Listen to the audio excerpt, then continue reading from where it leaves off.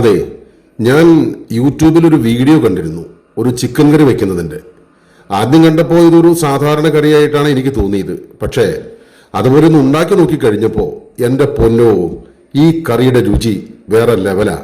നമ്മുടെ ചിക്കൻ്റെ കഷ്ണങ്ങളും ഉരുളക്കിഴങ്ങും ചേർത്ത് തേങ്ങാപ്പാലെല്ലാം ചേർത്തുള്ള ഒരു അടിപൊളി രുചിയുള്ള ഒരു ചിക്കൻ കറി. ഇതിനു വേണ്ടിയിട്ട് ആദ്യം നമ്മളൊരു പാത്രം അടപ്പത്ത് വെച്ച് ഐശ്വര്യമായിട്ട് കുറച്ച് വെളിച്ചെണ്ണ ഒഴിച്ചു കൊടുക്കാം. അതിലേക്ക് കുറച്ച് കൂടുതൽ ചെറിയ ഉള്ളിയും ചേർത്ത് ഇട്ട് കൊടുത്ത് നന്നായിട്ട് ഒന്ന് വാട്ടിയെടുക്കാം.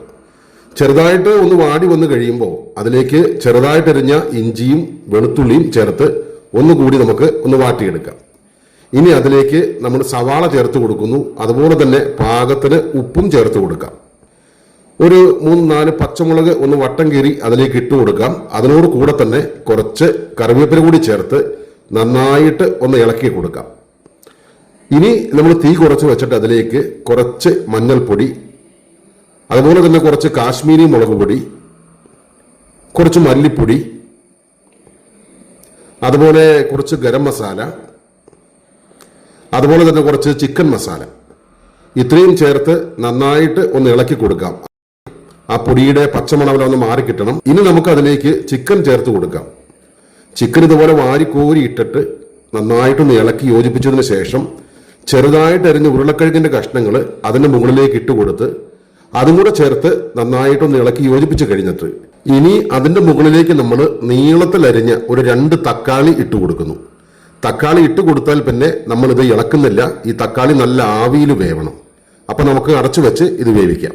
ഇനി നമ്മൾ എല്ലാം കൂടി കൂട്ടി ഒന്ന് ഇളക്കിയതിന് ശേഷം നമുക്ക് അതിലേക്ക് ഒരു ഗ്ലാസ് വെള്ളം ചേർത്ത് കൊടുക്കാം. പേടിക്കേണ്ട, കറിക്ക് വെള്ളം കൂടി പോകുന്നുമില്ല. ഇനി ഒന്ന് വെന്ത് കഴിയുമ്പോൾ നമ്മൾ അതിലേക്ക് കുറച്ച് കുരുമുളക് പൊടിയും അതുപോലെ തന്നെ കുറച്ച് ഗരം മസാലയും ഇട്ട് കൊടുത്ത് കുറച്ച് നല്ല തേങ്ങാപ്പാൽ കൂടി ചേർക്കുന്നു അതിലേക്ക്. ഇനി എല്ലാം കൂടി കൂട്ടി ഒന്ന് ഇളക്കി വെക്കുക. അതിനുശേഷം ഇതിനൊരു വറവലിന് വേണ്ടിയിട്ട് ഒരു പാത്രത്തിൽ എണ്ണ ചൂടായി കഴിയുമ്പോൾ അതിലേക്ക് നമുക്ക് കടുകിട്ട് കൊടുക്കുന്നു. ചെറിയ ഉള്ളി അരിഞ്ഞതും അതിലേക്ക് ഇട്ട് കൊടുത്ത് ഒന്ന് മൂപ്പിച്ചെടുക്കാം. ഒന്ന് മൂത്ത് വന്നു കഴിയുമ്പോൾ നമുക്കതിലേക്ക് ഒരു 2 വറ്റൽമുളകും കുറച്ച് കറിവേപ്പില കൂടി ഇട്ട് ഒരു 2 ലാമ്പം കൂടെ ലാമ്പിയിട്ട് നമ്മുടെ ഈ കറിയിലേക്ക് ചേർത്ത് കൊടുത്താൽ ഈ കറിയുടെ രുചിയുണ്ടല്ലോ, ഇത് പറഞ്ഞറിയിക്കാൻ പറ്റില്ല. എല്ലാവരും ഉണ്ടാക്കി നോക്കണം. ഇഷ്ടപ്പെട്ടാൽ ഈ വീഡിയോ ഒന്ന് ഷെയർ ചെയ്ത് കൊടുക്കണം. സംഭവം അടിപൊളിയാട്ടോ.